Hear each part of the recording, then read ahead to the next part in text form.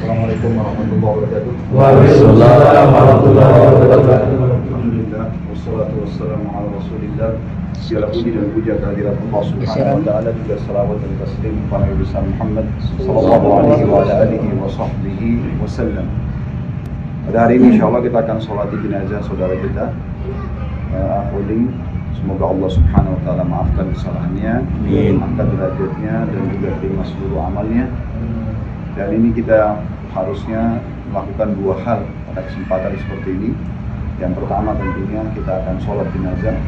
Dan sholat jenazah kembali saya ingatkan 4 kali takbir. Takbir pertama baca Al-Fatihah tanpa ibtidah dan tanpa surah.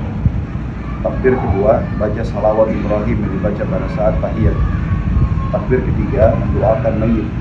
Tentu doanya cukup panjang, Allahumma ighfir lahu warhamhu wa'afihi wa'fu anhu sampai akhir. Kalau tidak hafal bisa ulang-ulangi Allahumma ighfir lahu warhamhu. Itu aja diulangi terus sampai imamnya takbir yang keempat. Takbir keempat bisa salam langsung atau mendoakan diri sendiri. Doanya Allahumma la tahrimna ajrahu wa la taftinna ba'dahu. Artinya ya Allah, jangan sampai Engkau mengharamkan kami dari pahalanya, dan juga jangan sampai kami terkena fitnah setelah dia meninggal. Itu yang pertama. Yang kedua, ini tidak kalah penting adalah kita mengambil pelajaran. Beginilah keadaan dunia. Pasti semua berpasang-pasangan. Ada laki-laki, ada perempuan, ada siang, ada malam, ada lapar, ada kenyang, ada muda, ada tua, ada hidup, ada mati. Ini pasti terjadi. Sekarang mungkin dia mendahului kita, tapi kita semua setiap hari di pagi hari seperti ini sedang menuju ke liang lahatnya masing-masing. Oleh karena itu, kata Nabi SAW, kafa bil mauti dzakira. Cukuplah mati itu menjadi peringatan agar setiap orang menyadari akan ada akhir daripada semua perjalanan dia di muka bumi ini. Cuma perlu difahami adalah kematian bagi seorang muslim itu adalah awal segalanya. Beda dengan orang kafir. Kalau orang kafir justru akhir segalanya. Maksudnya dia sekarang justru sudah meninggalkan kepenatan dunia, dia sudah meninggalkan semua aktivitas dunia, dan sekarang tinggal panen apa yang sudah dia kerjakan. Kalau dia kerjakan kebaikan-kebaikan selama ini, maka insya Allah sudah aman, dia akan terima semua. Wa may ya'mal mithqala dzarratin khairan yara. Siapa yang berbuat dari kebaikan seperti biji sawi pasti dia akan lihat. Dan siapapun melakukan dosa, kalau tidak sempat taubat, maka wa may ya'mal mithqala dzarratin syarran yara. Siapa yang berbuat seperti biji sawi dari keburukan pasti dia akan lihat. Manusia terbaik pun Rasulullah SAW juga meninggal dunia. Maka kita semua akan melalui itu. Tapi orang kalau meninggal sekali lagi bagi orang muslim adalah awal segalanya, karena dia sedang menuju kepada apa yang terbaik yang akan dia terima nanti di akhirat sana. Para sahabat Nabi ridwanullah alaihim, kalau seseorang di antara mereka mau meninggal dunia, maka sahabat yang lain datang dan mengatakan berita gembira buat kamu. Orang mau meninggal tapi dibahasakan berita gembira buat kamu. Kenapa? Karena jawabannya mereka mengatakan, karena sebentar lagi kau akan bertemu dengan Allah, sebentar lagi kau bertemu dengan Rasulullah SAW, sebentar lagi kau menerima hasil daripada amal-amal solehnya. Nah, memang itu akan terjadi pada saat prosesi kematian.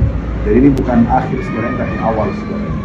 Sekaligus juga saya mungkin mewakili teman-teman di kantor, kalau misalnya ada kesalahan dari Afuding, mungkin pernah tutur kata yang keliru diucapkan, mungkin pernah menyakiti, mungkin punya utang, mungkin ada hak-hak teman-teman yang masih bergantung, tolong dilaporkan kepada kami insyaAllah. Kalau hak itu dalam bentuk materi, kami akan coba mewakili keluarga untuk menanggung itu. Tapi kalau semuanya kesalahan-kesalahan ya, lisan atau sikap, maka bukakan pintu maaf yang sebesar-besarnya. Karena Allah subhanahu wa ta'ala berfirman, wal afina 'anil nas. Dan orang-orang yang suka memaafkan orang lain, Allah yuhibbul muhsinin. Dan Allah menyukai orang-orang yang berbuat kebaikan. Nah, begitu juga dengan tetangga di sini mungkin dan kerabat yang hadir. Kalau mayit memiliki kesalahan, kekeliruan, maka tolong dibukakan pintu maaf sebesar-besarnya. Sekaligus juga saya mengatasnamakan sebagai pimpinan di tempat Afuding bekerja, mewakili keluarga. Kalau memang ada sangkutan dalam bentuk materi, maka insya Allah kami akan menanggung itu supaya keluarga insya Allah tidak terbebani lagi. Mungkin itu saja dalam pembukaan kita masalah menghadapi sholat jenazah ini, dan sekarang kita akan sholat jenazah. Kalau laki-laki maka imamnya menghadap ke arah kepala, dan kalau jenazah perempuan imamnya menghadap ke perutnya. Kita akan sholat sekarang insya Allah. Setelah itu kita akan prosesi untuk mengantar jenazah ke kuburan. Juga saya ingatkan sabda Nabi SAW, siapa yang sholat di jenazah dia akan mendapatkan 1 qiraat, dan siapa yang mengantar jenazah sampai dimakamkan juga dapat 1 qirat. Sahabat bertanya, apa itu 1 qirat ya Rasulullah? Kata Nabi SAW, seperti gunung Uhud. Dan oleh karena itu menghadiri sholat seperti ini bukan hanya karena kita punya hubungan emosional, teman kerja atau keluarga atau tetangga, tapi siapapun muslim yang meninggal dunia, kita dianjurkan untuk menghadiri jenazahnya dengan mengejar keutamaan mendapatkan 1 qirat dari sana. Setiap orang di antara kita kalau tiba di pagi hari begini sebenarnya sudah berkurang harinya dan makin dekat dengan liang lahatnya.